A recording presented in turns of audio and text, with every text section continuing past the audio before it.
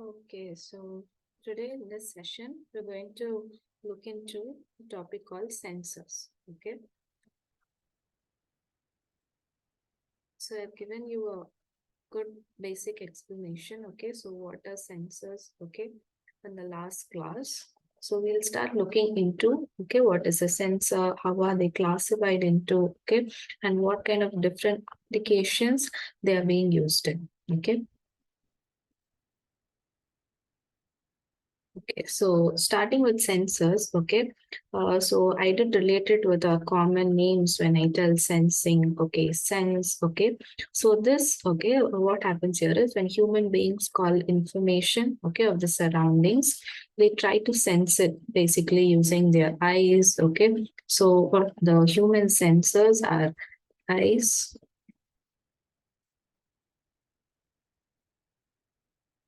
it's eyes, ears, nose, okay, nose, and even through skin, right? So these are the different sensors, okay? These are the different sensors of a human being. Okay, so what does this help us to do? This helps us to perform various tasks. Okay, this helps us to perform our various or everyday tasks. So that is what sensor does. So now when I tell you are going to use a sensor in an electromechanical device, it means you are going to help that electromechanical device to perform various tasks. It's either for human beings, we use eyes, okay, as a sensor. It should go with the visual systems, right? So all this is going to differ based on the requirement of our problem statement or the objective. Okay. And so what is a sensor used for? Okay. So what is it basically used for? Okay, it is used to take measurement. Okay.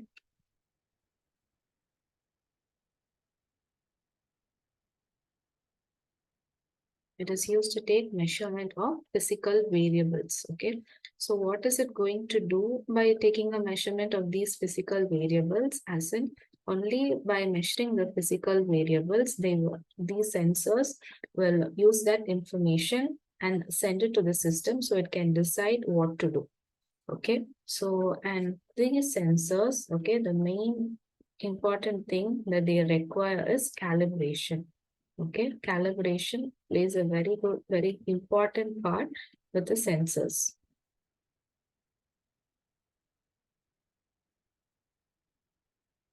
Okay, and these are also what are they used for? They're also used, and your final output would be these sensors are what makes your robots into intelligent robots.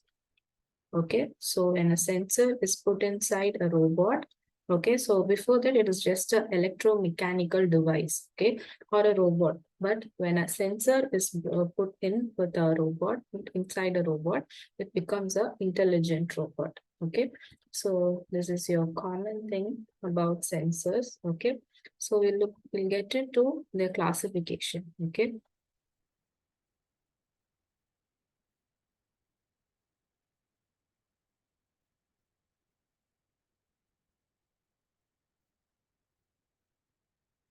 How they are classified as, okay, and how are these classifications going to help us when we try to apply it into our everyday life, okay. So they are first classified into, okay, two types, that is internal sensors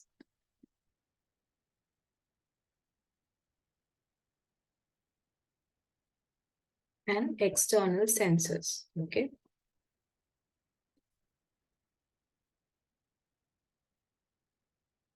Okay, internal and external sensors. Okay, so what are these internal sensors? What do they do?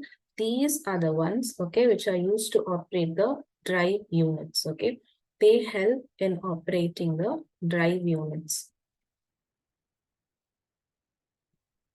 Okay, and what does your external sensors do? These external sensors are the ones which collect information. Okay, collect information from the surrounding or the environment.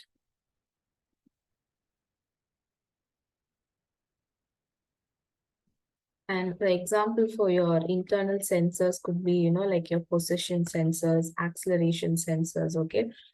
Anything that involves force or moment, okay? So they are all involved or called as internal sensors.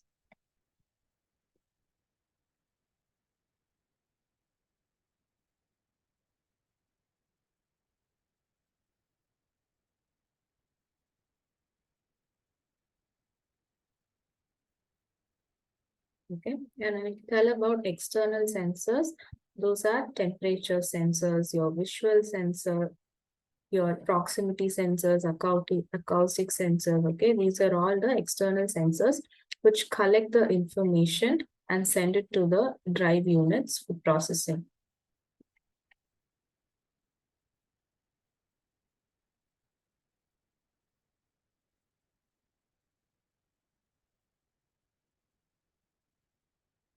Okay, so this is how they are classified into. Okay, and they are also classified as, okay, not just as internal external sensors, they are also classified as contact sensors.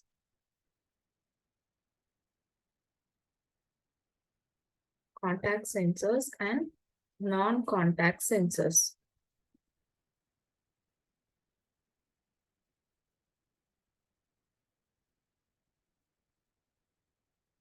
Okay, contact and non-contact centers. So what do we mean?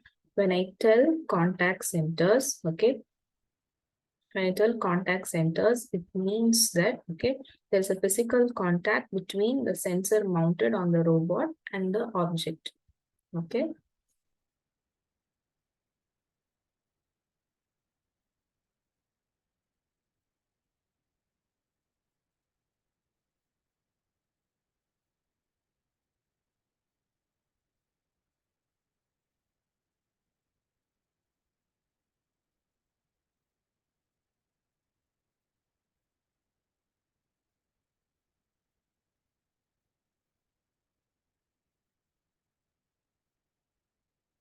okay, that is your contact centers. When I tell non-contact, okay, there is no physical contact.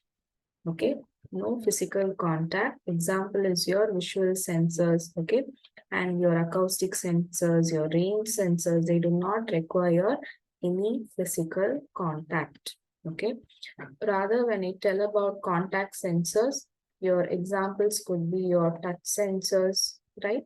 Your touch sensors, your tactile sensors, okay, your micro switches. That is, for example, your micro switches, okay. These are all sensors which require physical contact, okay. But these contact sensors, okay, they also have another segment, okay. The one is touch sensors, okay, which will indicate the presence of an present. These helps in detecting either the presence or the absence of an object. Okay, so that is what the touch sensors do, okay. And you also have something called force sensor. Force sensor. So what do? They not only make the contact is also made, but also the force is measured. Okay. So under contact sensors, you have touch sensor and your force sensor. So what is your touch sensor? It just tells you if there is a presence or absence of the object. But rather in your force sensor, what it does is it also helps in measuring the force that is radiated. Measures the force that is exhibited. Okay. So this is how the sensors are classified as, okay. They're either classified as internal or external sensors. And the second classification is contact and non-contact sensors. And under contact sensors, you have either, it could be a touch sensor or a force sensor. Okay. So the next one is coming to the characteristics of these sensors. Okay.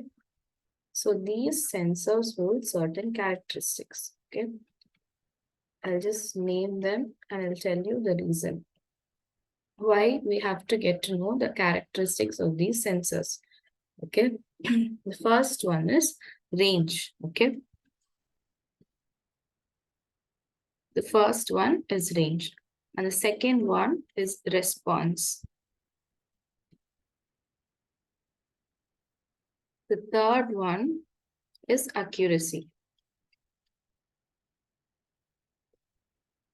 The fourth one is sensitivity.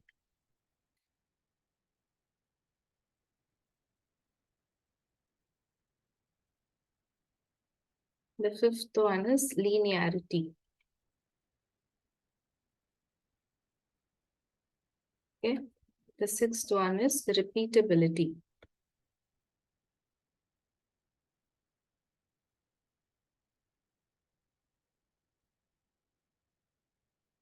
The seventh one is resolution. Okay. Okay, so these are the characteristics of these sensors. Okay, so range is basically the difference between the maximum and minimum values of the input that you're trying to measure. Okay, and the response, this is something related to minimal line. Okay, when it should be capable of responding to the changes in the minimum time, and the accuracy, sensitivity. Okay, these are all calculated, your linearity, repeatability. Okay, this is a deviation from reading to reading when these are taken for a number of times under identical conditions. Okay, so like basically anybody would know how the characteristics are, like given or the reason. But why should you have a set of characteristics for these sensors? Okay, these are given so that when I tell range, okay, you know that there's a this is range means there's a difference between the minimum and maximum value, right? Maximum and minimum value. So you know how the calculation is done. Okay, so these characteristics will tell you what kind of sensors you are using, okay, and what kind of calculations or values can be expected out of it. Okay, so when I tell I'm using a touch sensor, okay, touch sensor, or I can tell a force sensor, okay. So for a touch sensor, it is either yes or no, right? Either the absence of the object or the presence of the object. But for the force sensor, it cannot be so, okay? The force will have to be measured, okay? The force will have to be measured when you will have to find out a certain range. Okay, it has different ranges. Okay, it has different ranges. Okay, ranging from the maximum to minimum. Okay, could this the first value could indicate a different outcome, and the second value could indicate another different outcome. Okay, so all this will help you to get the outcome that you are, preparing this sensor for, or preparing this electromechanical device for. Okay, so this is, and your accurate, your response time will help you to understand how the sensors are respond, the time it takes. Okay, and it will also help you to improve the accuracy.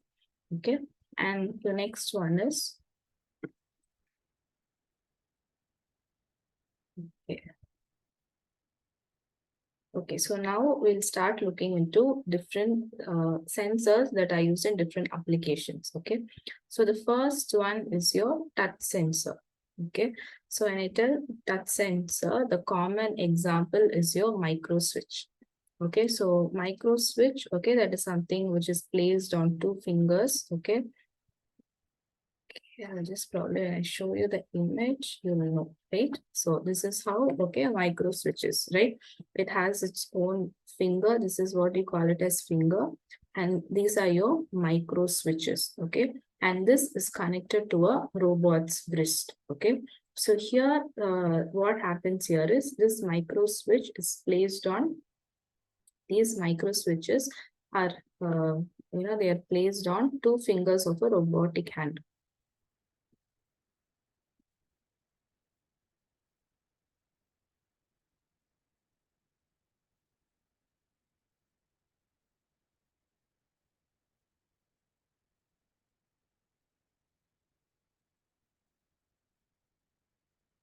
Two fingers of a robotic hand. Okay.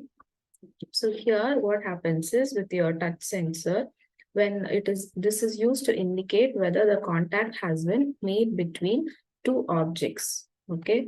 So using a touch sensor, okay, so this is what you're trying to find out.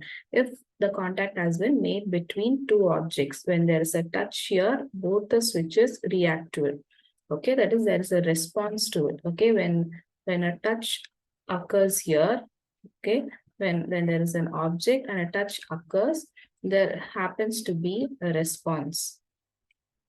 Okay, what response this is? Since this is a touch sensor, it is either going to be yes or no. Okay, whether the object exists or no, right? And what does it help to do? Okay, it helps to determine the magnitude of the contact force. Okay, when a force switch is used. Okay, if not, it does not determine the magnitude of contact force. It will simply tell you a response of yes or no. This is what the micro switches or your touch sensors do. Okay, there is another one called limit switch. Okay, this also follows the same function. Okay, two switches are placed. Okay, and when an object is detected in the middle of it, okay, when they are both able to have a contact with the object, we give a response. Okay, that is what these touch sensors do. And coming to the next one is your uh, position sensor. Okay, the common position sensor that exists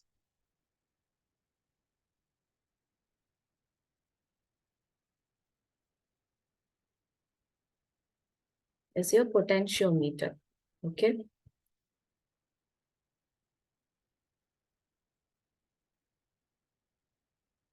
I think this is probably this is the first, sensor which you learn from your probably from your high school days, your potentiometer, right? So okay, so coming to this, you have two different potentiometers. Okay, the first one is your linear potentiometer, and the second one is your angular potentiometer. Okay, linear and angular potentiometer.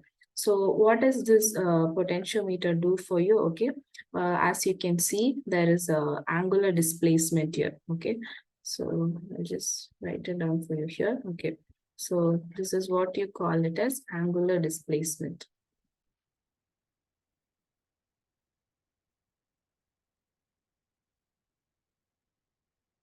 Okay, this is your angular displacement. Okay, and the R here, this represents total resistance. Okay,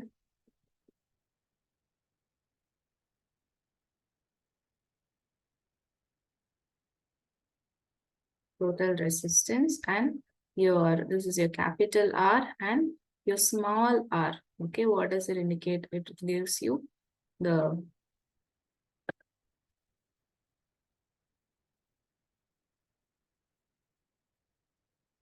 it gives you the resistance of the coil that lies between, which lies between the wiper. Okay, here the wiper and the reference. Okay, so as you can see, you have the resistance of the coil. So this lies between your wiper and your reference here. Okay, and sorry, your reference here. Okay, so this part, okay, this is where the resistance of the coil lies.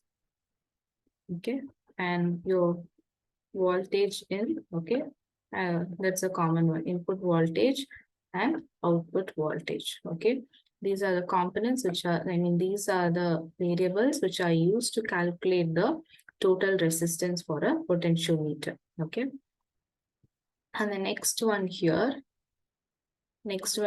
is your optical encoder.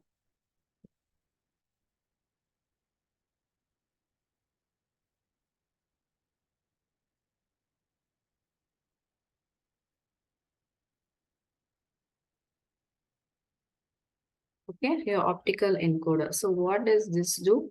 Okay, the first, you have two types here. Okay, the first one is absolute. You have absolute optical encoder.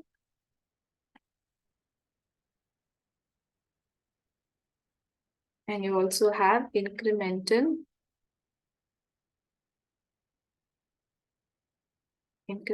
optical encoder. Okay, so what happens with you? So this is your absolute optical encoder, okay, which I am showing to you. So what happens here is, as you can see, it is mounted, okay?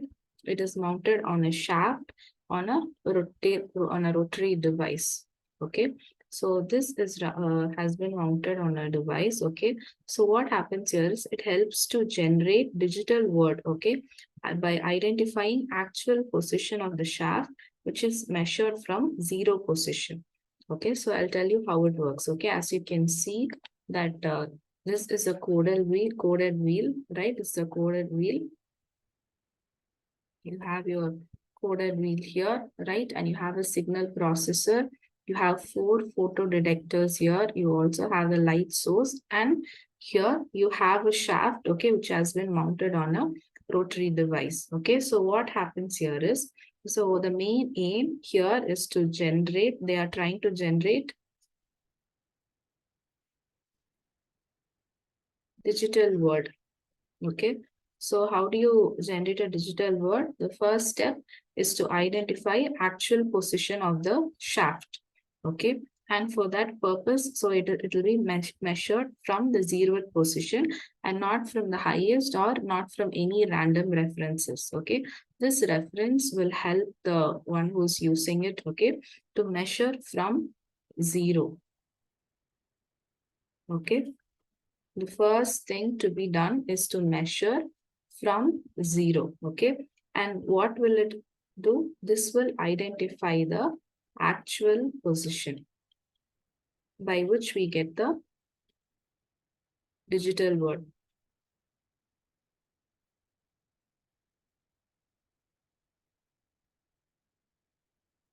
Okay, so this is what your absolute optical encoder does, okay? And the next one is your incremental optical encoder. Okay, so what does this do? Okay, here as you can see here also we do have a shaft, okay, but not a mounted shaft, okay. So here is we have one coded disk and 2 photo detectors, okay. As you can see, you have this is the coded disk, okay, and you have 2 photo detectors, okay, photo detectors here. And what happens here is by counting the number of light and dark zones, okay, you have a light zone, dark zone, all that, right? By counting these, zones, the angular displacement can be measured, okay, and this will also only begin from the starting position, okay. The first thing that happens here is it starts only with the starting position, okay. It has a starting position and not just any random passage, okay, no random position accepted. It starts with the starting position, and by counting, okay, by counting these, light and dark zones, okay, what happens by counting? They are able to measure the angular displacement here.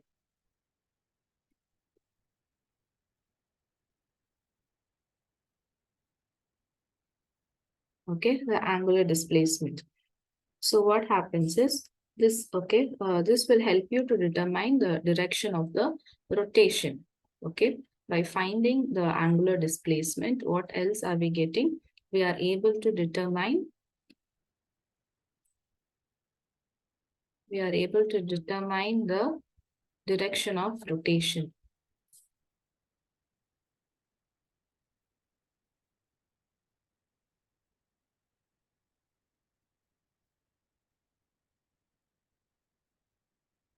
Okay, so and one more thing what happens here is, okay, construction wise, when it is compared to a absolute optical encoder, incremental optical encoder is simple. Okay, this is simple. Okay, and it is also less expensive. Okay, this system is simple and less expensive, which, okay, also leads to, okay, these both could seem like a like a pro to you, but still the biggest disadvantage here is that this simple system also leads to less accuracy. Okay, this also leads to less accuracy. Okay, so as of now, I think you're clear about, you've seen, we've just seen what is a sensor, right? We've seen what is a sensor, what are the different classifications they are into, okay. And you're also seeing three types, okay? Your touch sensor, your position sensor, optical. Under optical encoder, we have seen the absolute and the incremental optical encoder, right? So these are the basic, sensors that have been used in the application by application in the fields. So I'll just show you a video, okay? This is also this is a video which will help you to understand, okay, the sensors which we are already using in the real world. Okay, we are looking at it every day, but you may not know that it is a sensor. Okay.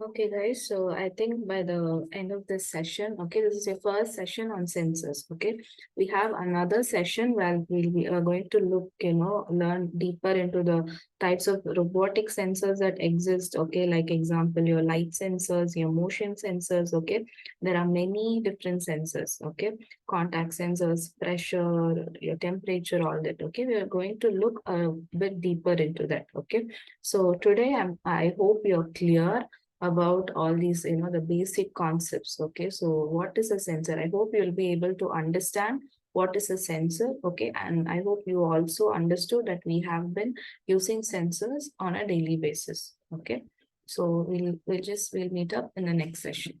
Thank you, guys.